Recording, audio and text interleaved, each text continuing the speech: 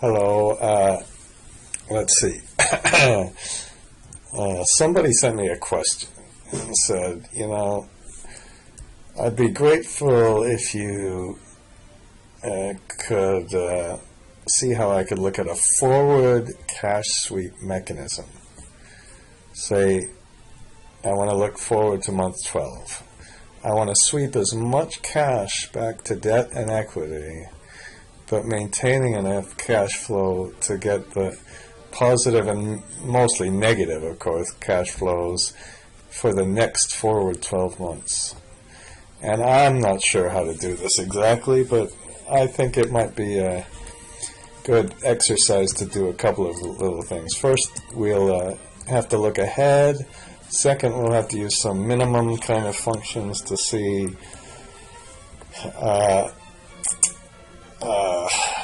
how much we can sweep, and we'll have to do some work with a minimum cash balance. Okay. Now to set this up, I'm not sure I did. I made a very simple balance sheet, and I also went to the developer, went to macros, went to file and imported file or inserted file. I think I imported the file, and I imported the generic macros, and then once I imported them, I had to press the F5 key to do it. Remember, don't import them twice, which was what I was about to do. I had to press this one on auto open to run them. Okay, so we have a balance sheet. I just pressed oh no, shit, what in the hell was that? Okay, I thought I just pressed alternate equal. Okay, and then I put some annual revenues that will spread across months, and we'll assume that if I press, of course,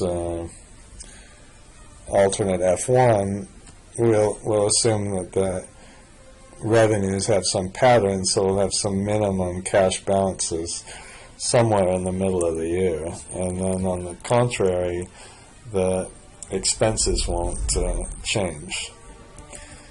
And then normally you might make the minimum cash balance about 2% of annual revenues. So if we're doing it on a monthly basis, let's make it 20% of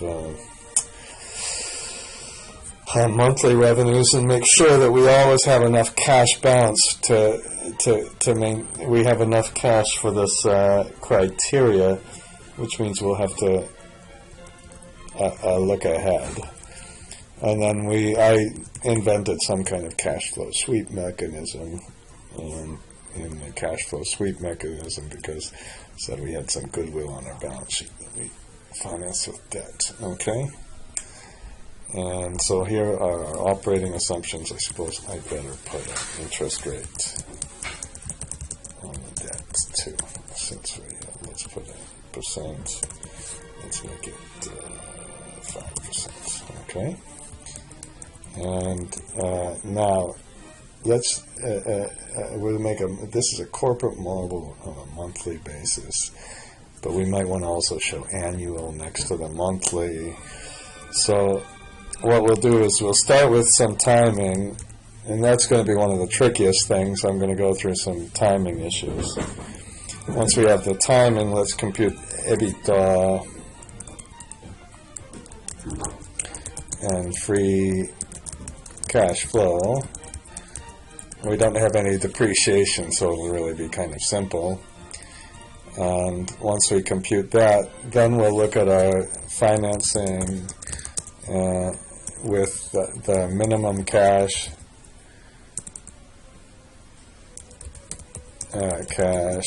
and dividends. So we'll try to address this problem, and perhaps I'll have some reasonable ideas, maybe not. Okay, so let's start with our timing. How about this? Let's make a date and take this year, and let's assume it occurs on 12/31. Shift Control 3, of course.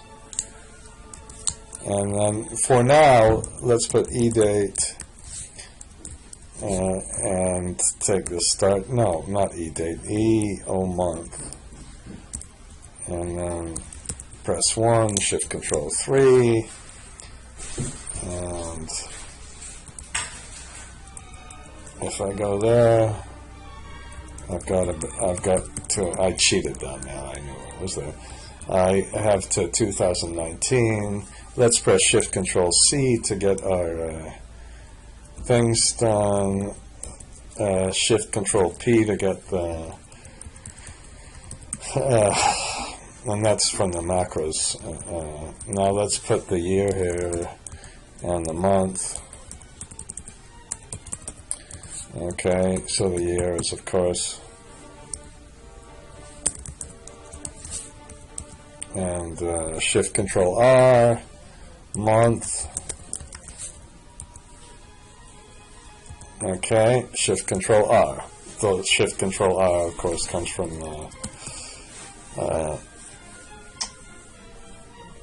generic macros. Now let's get our revenues. Let's get the annual revenues. And that, why don't we do it like this, with just an old-fashioned lookup, not old-fashioned, not VLOOKUP or 8lookup, but let's take this revenues, click on the year, click on the annual revenues. My theory, again, is to be as lazy as possible, and this won't have any problems unless there's some other data in those rows. Shift Control R. So we have the annual revenues go up, but then let's put the monthly pattern,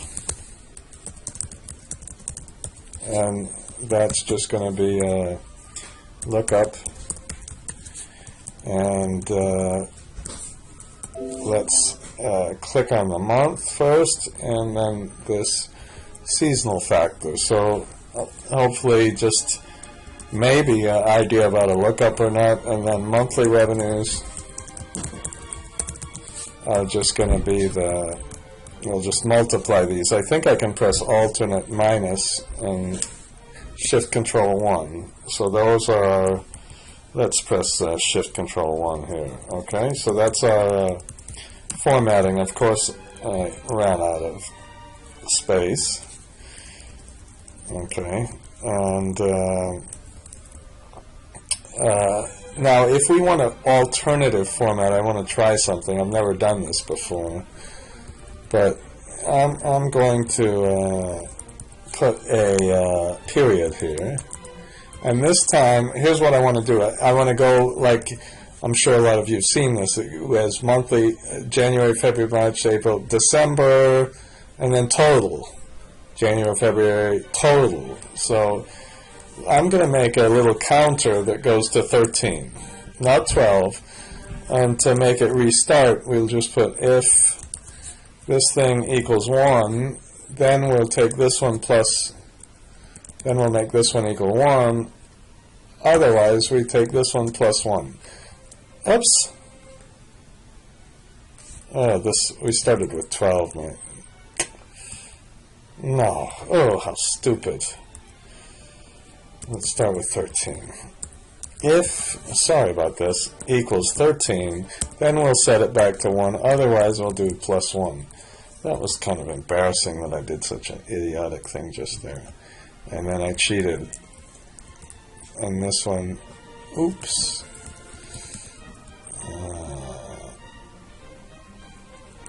Let's do this. So it goes from 1 to 13, 1 to 13.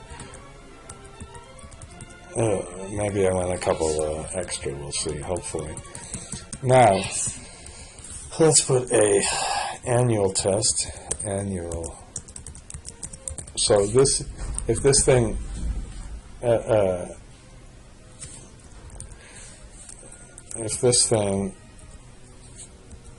equals 13, then it's true. Shift Control R. We'll put the year in. Let's start with 2014. Okay, and then if this thing equals 1, then we take this one plus 1. Otherwise, we keep it on the same year. So those are just how to work with years. And then we have true, so we have an extra little space for the month, okay? Now let's see, here's the idea, is let's see if we can take these monthly revenues and get a sum for these revenues after year 12. I don't think it's going to be kind of messy, but maybe you can come up with a much cleaner way to do this afterwards. Let's first put the date, which is either a month or year, and that's going to be a little bit tricky. Okay. If this is true, then we're just going to take the year. Otherwise, let's take the date, which has this year, and how about we'll take this month plus 1, and then 1 day and put -1. Then Shift Control 3, oops, uh-oh, what happened here? God damn it. Okay, I don't know what I keep doing with this. Maybe somebody can tell me. What happened to my Shift Control 3? Just a minute. Shit. Okay, I had a conditional formatting there. Excuse me for that. Now, what we really want is when this is 13, up here, we want this to be, oops, excuse me.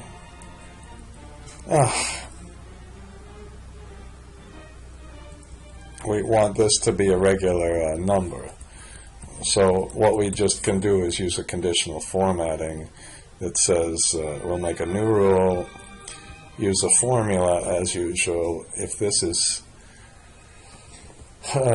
we better take the F4s away from this. If that's, we don't have to even put that. If that's true, then let's format this just as a general number, okay? And press OK, Shift Control R. So now we have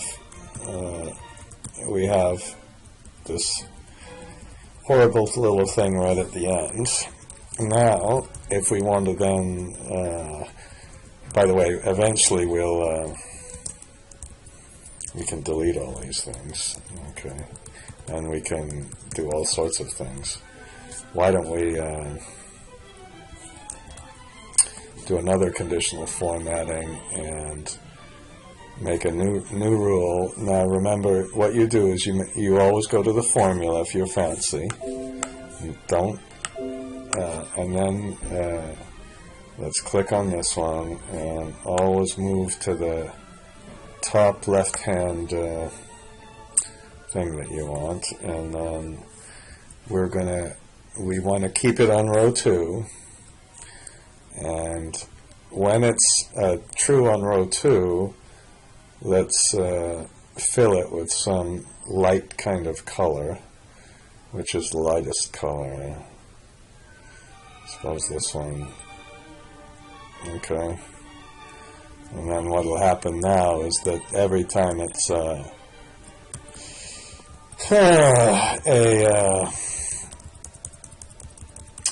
and you know, I might have done that wrong. I hope I selected the whole sheet. I forgot. So now let's, here's what we can do is let's use the match. So let's get the column number, month column. Okay, and now we'll just use the match and take the match of this against, oops, I gotta delete those ones. You saw what I was screwing around with. Let me delete these. I'll call it. Okay, and then so this gives you all the column numbers. So now let's just take our data. Now we'll delete some of these. We don't want annual revenues. We only want periodic revenues. This will be revenues. But for now, let's just say, well, if it's the true here, then we're going to use this, and let's press F4. Oops. Why didn't it? Aha, I forgot to press the function. If it's this one, then we'll put sum product. How about SUMIF? How about SUMIF S? Okay, and then we'll click on the entire thing we want to sum, and then we'll say, well, okay, the criteria range is this year, and whoops, and let's lock that, and oh shit, monthly model, yeah, and then we're going to go back to the alternative format. I hate that it does this, but it's really not that bad. Okay, so we'll do that, and then we can Shift Control R, and what happens is it sums only for those special columns. Do you see that? And then we can, and of course I needed to put a $sign on this one. Now we can, okay, we sum that across as well. And now we'll say, well, instead of being false, otherwise, we're going to use the index function and click on the entire line that we have. And again, no F4 on this one. And then we'll just go up to this match function and press the F4 to get the, so now it's giving us, of course this is a ridiculous number, control down after you do this. But this one is kind of nice, this last one, because we have the revenues, and now we can show them, and now we can delete these two, but we'll eventually copy this whole page later. So, and then of course if you want to shift alternate right arrow, oops, control space bar, shift alt right arrow. I wonder if there's a automatic way to do this. I doubt it. Shift alternate right arrow. Oh, come on. How many more do I have to do? Just a couple more, I hope.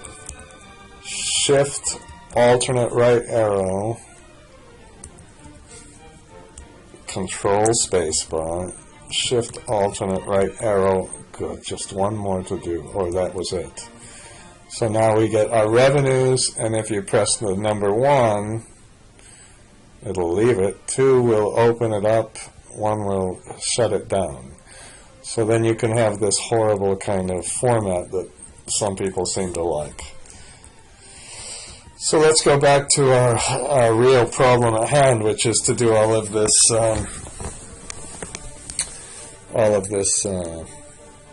cash sweep stuff. Okay, and now let's put the operating expense. You know, and I did something idiotic. I put the seasonal factor. Let's just take that out, and let's just put the operating expense ratio. Again, look up. Again, you can do this with a match and index. Some people would say, oh, no, you're not looking at the match and index. This one and this one, again, my theory is to be, I don't have any special stupid, what is this called, best practices rules? The only best practice is to be lazy as possible with your Excel and transparent. So let's put our operating expenses as this multiplied by this. Shift Control R, Shift Control 1. Okay, and then we'll have our EBITDA. Okay, and this minus that. Okay, and now we have our EBITDA. Let's put our accounts receivable.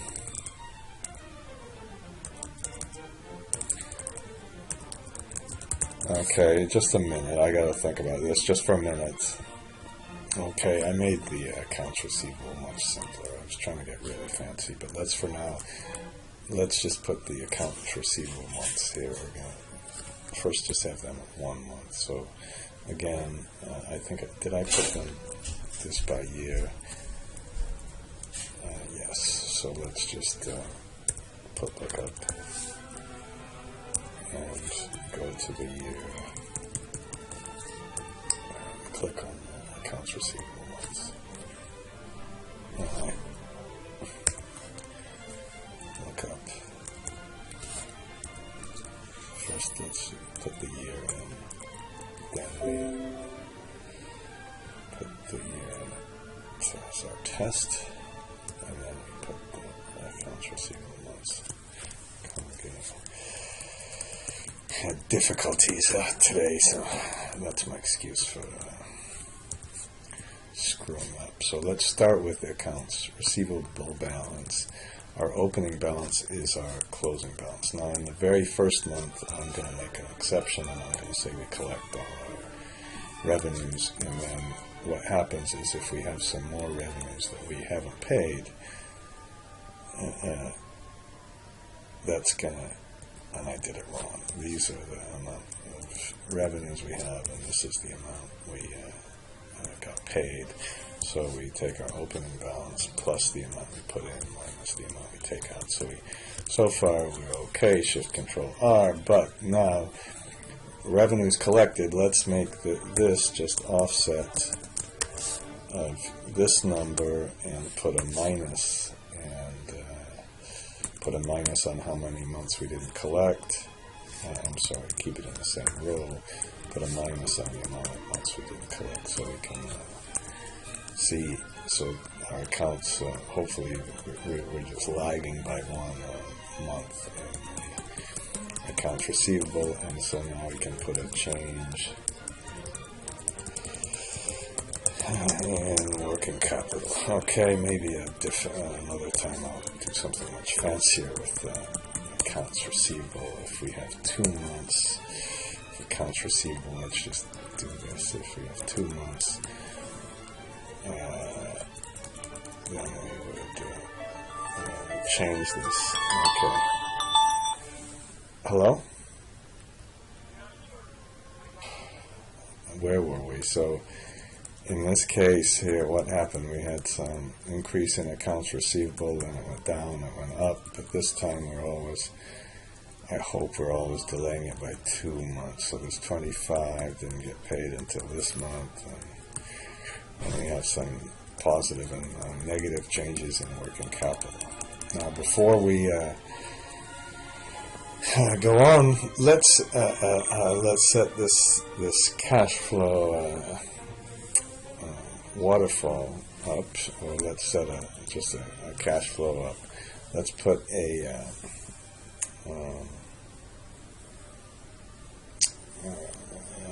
let's begin by putting a debt balance in. And let's put an opening balance. And we're going to put less cash sweep in December.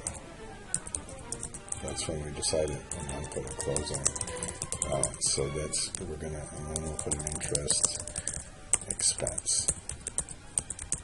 Now, to avoid the circular reference, we'll just use the opening balance. I don't think that's any sort of problem at all.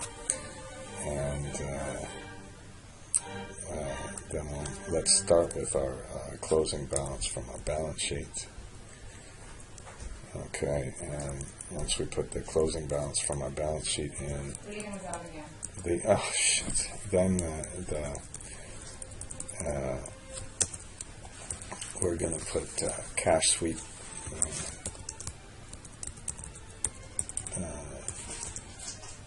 percent, and we need to kind of figure out how much cash sweep we're going to have. Okay, and I guess what we'll do is we'll have to we'll look at the cash flow in prior 12 months. Okay, so when we get to the cash sweep, we'll take that out. Now, for now, let's just make the closing balance equal to opening balance minus the cash sweep. That's going to be the hard part of this, and let's take this and multiply this by our amount. Okay, now once we have this done, let's just make a profit and loss statement. Well, we hardly even need to. Let's just make a cash flow statement. Don't have any depreciation or taxes or anything else in this example. So let's take our EBITDA less the working capital changes, and get some operating cash flow, and then we'll say after we get the operating cash flow, let's take away the interest expense,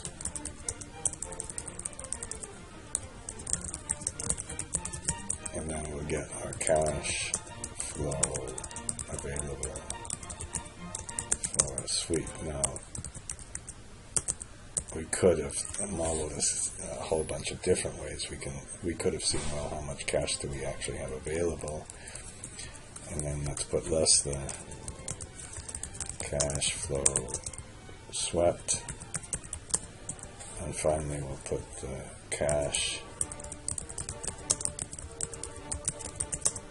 for dividends, and then let's put less the dividends now, because these dividends and then cash carried forward. And I suppose that could be a negative. And now let's put the balance sheet together and just copy our titles. Now let's just do this in the same kind of way, where the goodwill balance won't change, the accounts receivable balance we have, the debt balance we have, we need the equity balance and the cash balance. Now, for the cash balance, let's put our, I'm not going to put any interest income in here, although I don't think that would be that big a deal. Let's put our opening cash balance and the cash carried forward, and put a closing balance. So this is kind of the thing that always happens somewhere in the model. This cash carried forward comes from the balance sheet. So what we need to do is we need to make sure that we never in our cash balance have so little cash that we can't pay our we need to pay little enough dividends so that we can have enough cash balance. That's kind of the point of the exercise. Let's also before the balance sheet, let's make an equity balance, and put opening balance.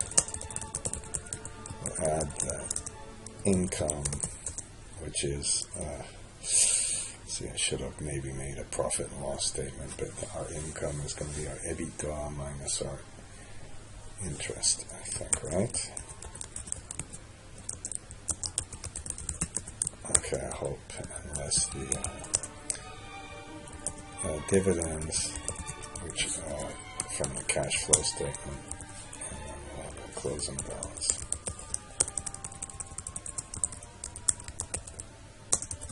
Okay, and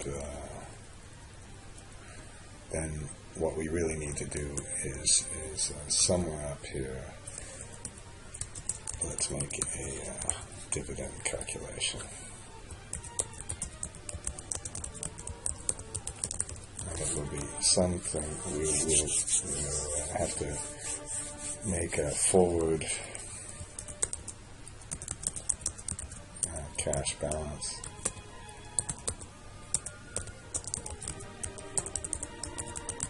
And make sure that we have enough cash on our balance sheet to pay off the dividends.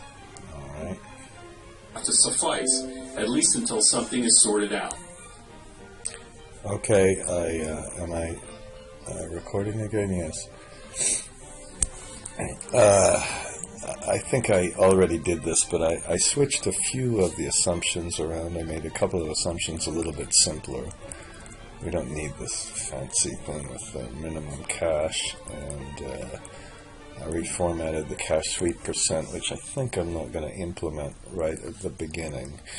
So let's start with some of these. I think we did this before, but let's of course start with the balance sheet. And the assumptions I changed as well. So of course the opening cash is the closing cash. Now we're going to take this cash change from the carry forward cash, which that's going to be the big deal. We have to do this and do a couple of extra kind of cash calculations without the dividends and without the cash sweep, which I'll show you in a minute. Now, we decided that the cash sweep period would be the 12th month, so this should really be some kind of a freeze pane. See, I put it in the wrong place. So we have this month, you know, and we'll make this month equal 12. Okay, and then you know, I'm going to leave these sweep percentage things out. I hope you don't get mad at me for doing this. And I'm going to leave out the rest. This is going to be the hard part, to come up with how we sweep the cash from our cash balance. And I'm going to make the sweep percentage 100%. Now, let's start with the debt. Let's just make the simple debt schedule. So all I'm doing right now is getting the model without the difficult sections, and the reason I'm leaving the rest out is this one we can link even though we don't have it, so we'll have no repayment of the debt, and then we'll put the interest expense in here. Especially since this is a monthly model, there's absolutely no problem with making this thing on the opening balance. Essentially all that means is that when we finally do sweep the cash, we'll be sweeping it at the end of the month. I don't think that's a big deal. Now the dividend period, let's just make that the same as the other period. And where's our minimum cash target? You know, this is going to be a little tricky. I'm just going to keep the minimum cash kind of lagged a little. I don't think that's so bad. So let's just take this one and multiply it. Whoops. Can't even press the Shift F8 key anymore. Look up, and we'll just take the annual. Actually, we don't even have to do that. Let's just do it simply multiplied by the annual revenues. Okay. I forgot to this time when I did it. Press the F4 key. Yeah, great. You know, I have one of these silly computers where I have to press function all the time. I can't figure out how to change that. Okay, and then we'll do all this sweep percent, but you know, on this one we're going to just sweep all the debt first and all the equity later. We can compute something else in a secondary thing. So we'll do all of these and get the dividends. We'll get the dividends and the cash sweep. That's going to be the hard part of the model. So let's just for now let's just finish this and get the model built and get the EBITDA first, and then get the working capital change. Here we go, and then of course this is this minus this. I'm using the positive number convention. Interest expense we have here, and this is really, I'm embarrassed. Why do I have a -5 for the interest expense? Sorry about that. So this gives us how much cash we have available to sweep. Now I'm not going to use this. If you did a classic cash flow sweep from cash flow, that's how I would have done it. And we'll put, this is going to be the cash flow swept that we have from up here. It looks like we're going to have all sorts of circular reference problems, and I'm going to show you that in fact we won't have that. And then we have the dividends, and that comes from this line. And finally we have the remaining cash that we have left to put in our cash balance that will build up and build down. And we're going to take that in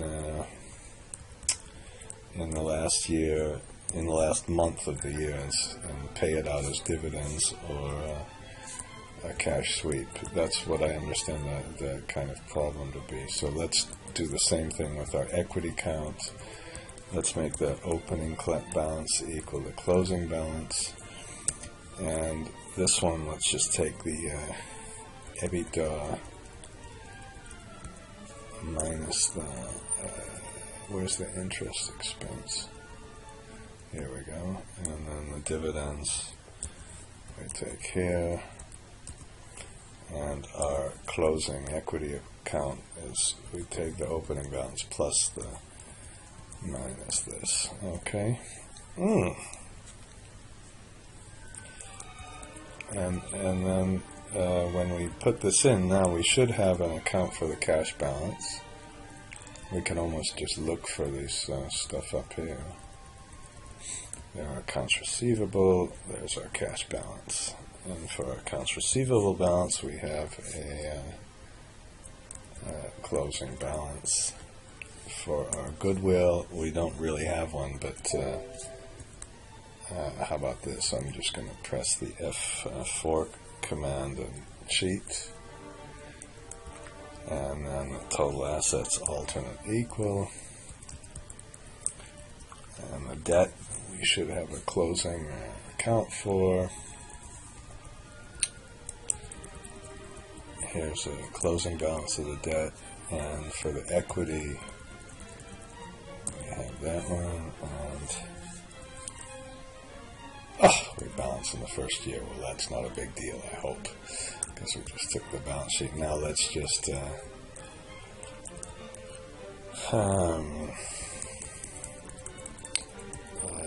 Shift Control R, and then we'll select this one, Shift Control R. So, and why in the hell did this? Oh shit! What did I do? Oh man! I thought I'm going to show you how I can balance the balance sheet at the very first time, and something's wrong with my eyes. 750 is obviously. Did I hook up the cash? So we have extra cash balance. Oh no. Just a minute. Just a minute. Just a minute. Okay, that wasn't very hard. I just, for the dividends, I had taken the wrong line. That one I really didn't take much. So here's what I'm going to do. So far we've got the model built, and it's